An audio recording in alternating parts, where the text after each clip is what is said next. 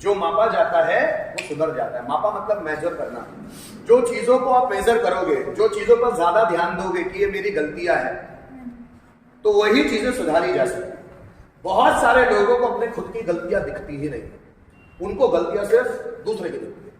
आप देखेंगे गलतियां व्यक्ति सिर्फ दूसरे की दिखता है, किसी इंसान को खुद की गलती दिखती है नहीं, क्योंकि ईश्वर ने जो आंखें है ना वो बाहर दिखती है, वो सिर्फ बाहर ही देखेगा, अंदर देखता ही नहीं। उसको गलतियां सिर्फ दूसरे की नजर आती है, उसने ये कर दिया, उसने वो कर दिया, उसने वो कर दिया, वो तो ऐसा है, वो तो ऐसी है, वो तो ऐसा है, मेरे पापा ने ये गलत किया, मेरी मम्मी ने ये गलत किया, मेरे उस रिश्तेदार ने ये गलत किया, मेरे दोस्त ने ये गलत किया, मेरे टीचर ने ये गलत किया। तो उसको बाहर दिखता है, अंदर नहीं दिखता। जो मापा जा सकता है उसी को सुधारा जा सकता है। अगर इंसान में ये आ गया ये मैंने गलत किया, जब वो मापना सीख जाए कि ये गलत था, तभी तो उसका सुधार होगा। अगर उसको मापना ही नहीं आता कि क्या सही और क्या गलत है, ये माप ही नहीं सकता कि सही क्या और गलत क्या, अच्छा क्या और बुरा क्या, ये माप ही नहीं सकता वो अपने स्मार्टनेस के तराजू में, तो वो कभी भी सुधारा ही नहीं जा सकता। जिंदगी भर आप लोगों के ओपिनियंस नहीं बदल सकते। कुछ लोग इतने दृढ़ हो गए हैं अपने ओपिनियन से, 60, 65 साल 70 साल अपनी जिंदगी के लेके इतने दृढ़ हो जाते हैं कि अगर आप उनको सही बात भी बोलो तो उनको समझ में नहीं आता। अगर मैं लोगों से कहता हूं अच्छे से पहचाना चाहिए, तो आसपास के लोग ही बोलते हैं ये लोग ही हमारे साथ गलत तरह से मतलब बर्ताव करते, तो हम उनके साथ अच्छे से क्यों पेश आए? सब गलत कर रहे हैं और आप भी वही करें तो आप लोग उनमें कोई फर्क है ही नहीं। आप भी तो वही है, फिर उनको कोसना भी बंद करो ना, आप भी तो वही हो। लेकिन हमको हमारी यात्रा जारी रखनी चाहिए। मापोगे तभी तो सुधार करोगे। खुद को भी तो देखो, हम किसी की मदद करते नहीं और चाहते कि सब मेरी मदद करें। हम किसी की हेल्प करते नहीं किसी भी कामों में, इमोशनली, सोशली, पॉलिटिकली, फाइनेंशियली, कोई हम किसी की मदद नहीं करते और चाहते हैं कि लोग मेरी मदद करें। हम किसी के आगे बढ़ने में कोई मदद नहीं करते और हम चाहते हैं कि लोग मेरे आगे बढ़ने में मेरी मदद करें। लोग तो कभी नहीं करेंगे भाई।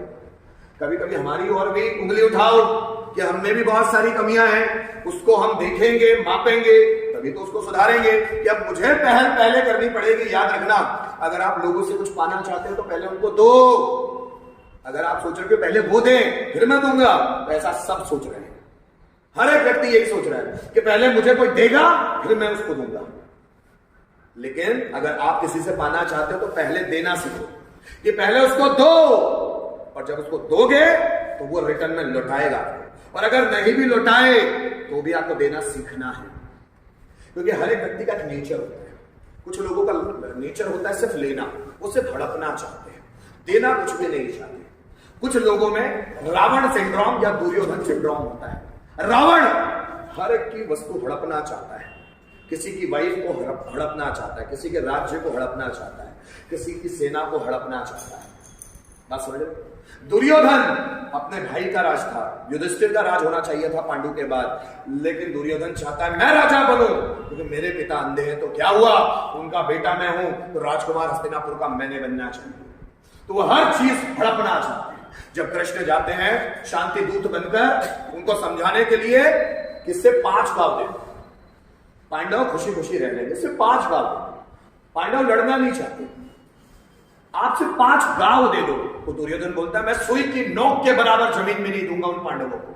सुई की नोक के बराबर जमीन, 5 गांव की बात करता है तो कृष्ण, मैं सुई के बराबर, जो सुई की नोक के बराबर जमीन में नहीं दूंगा उनको। जाओ उनको बोल दो युद्ध की तैयारी करें।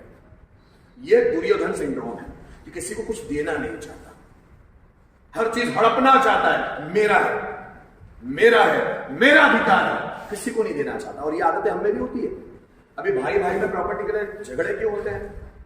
परिवार में बहुत सारे झगड़े क्यों होते हैं? सबको लगता है मेरे पास आना चाहिए। ये गुण बुरा है, पर इसको कोई नहीं मानता। फिर अगर फ्रस्ट्रेट होते हैं तो वही फ्रस्ट्रेट लोग भगवान के मंदिर जाते हैं कि भगवान मेरे साथ बुरा क्यों हुआ, तेरे ही तो गुण खराब है। मैं क्या बोलता हूं, भगवत गीता इसलिए पढ़ना चाहिए ताकि गुण समझ में आए कि कौन से गुण अपनाने चाहिए। वो गुणों की चर्चा है, वो ग्रंथ ही पूरा गुणों की चर्चा है।